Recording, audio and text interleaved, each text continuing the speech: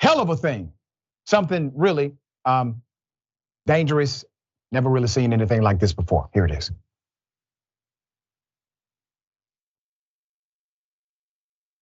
Back now with the bus shootout caught on camera. Newly released surveillance video catching the tense moments a Charlotte bus driver shot at a passenger who pulled a gun on him. That bus driver now fired from his job. We want to warn you, the footage you're about to watch is graphic. Shocking new video shows the dramatic shootout between a North Carolina bus driver and a passenger, leaving the driver out of a job and the passenger facing multiple felony charges. Officials from the Charlotte Area Transit System, or CATS, releasing the video and saying the shootout occurred earlier this month after the passenger, Omarri Tobias, asked the driver to make an unscheduled stop. When the driver, David Fuller, refused, Tobias can be heard talking back. That's when Tobias is seen pulling a gun, and Fuller reveals his own. Shots are exchanged as the bus drives off the road. Wow. Let's put up the picture. This had to be a very scary moment for the bus driver. Let me give you the background to this dramatic video. It shows a May 18th altercation between a Charlotte Area Transit System bus driver and a passenger. The driver, his name is David Fuller.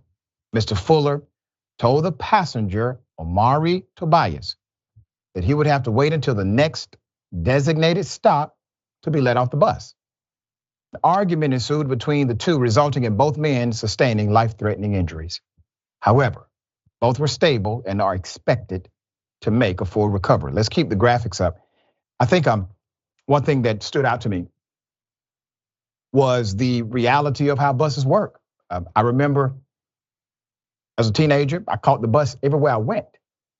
I have requested MARTA bus driver, hey, do you mind dropping me off here instead of here? 90% of the time, they couldn't do it. Said it violated policy, and it did. Courtesies, once again, are for the person to give or not. There's more. In a video, the altercation, the agency released last week, the bus driver and the passenger appear to have an exchange before Tobias pulls out a gun. Okay. And the bus driver takes out his own firearm right after. Bullets shatter a barrier between the driver and the passenger. It was not immediately clear from the video who fired first. The transit agency did not immediately respond to an overnight request for comment. Let's put up the picture of the passenger. And I will say this, it's amazing that both of these individuals are alive with that kind of gunfire at close range. As far as who shot first, me personally, it doesn't matter.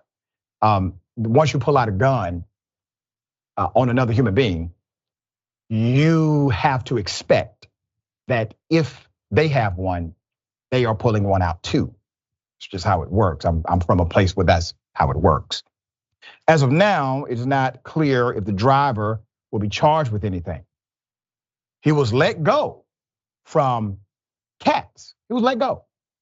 They claim he did not properly de-escalate the situation and was not allowed to bring a gun to work. He has a violation of work policy issue. The driver's attorney, Ken Harris, said his client has worked with the transit system for nearly 20 years, and he feared for his safety. And I agree. He says an investigation found the bus driver Fuller did not use any of a number of alarm systems available to the bus drivers, WCNC reported. He also said that it was standard procedure not to allow passengers off between bus stops, but that drivers can make allowances if necessary. Once again, it's a courtesy that can be given or not. I don't think at any point the bus driver believed that if he did not extend the courtesy for whatever reason, running late, having somewhere to be, don't know. I'm sure he didn't think somebody would pull a gun on him to make him do it. And take it from a person who's had a gun pulled out on him before. I've had a gun pulled out on me before. is one of the scariest moments of your life, and you don't have a whole lot of time to think about it. So when you have a gun in your face and you are in actual fear of your life, well, if you are a bus driver and defend yourself, I guess you get fired. All right, dear brother, thoughts here.